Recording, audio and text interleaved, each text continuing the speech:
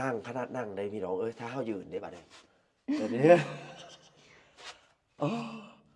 ก็ยากไปยากเลยนะว้า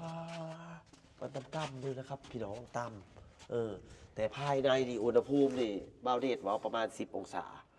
ดีบดีดึกๆมาประมาณลม3 4 5ประมาณนี้แหละพี่น้องลมพัดมาเย็นจ้ายเลยนะครับผมตอนหน้าฮ้อนนี่ก็หนาวบ่หนาวหนาวตลอดปีนะครับผมหนาวตลอดปีเด้อพี่น้องเด้อ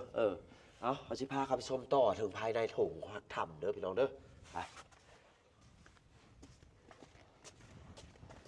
โอ้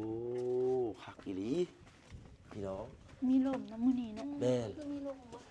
มาต้องกลมเด้อสันละหัวแตกอย่าบอกนะเขาจะมาติดถ้ำมาติดถ้ำกับมีป่ามีหนามอยู่ดอกแต่ไผสิอยากมาติดเนาะถ้าติดเป็นเวลานานเนาะ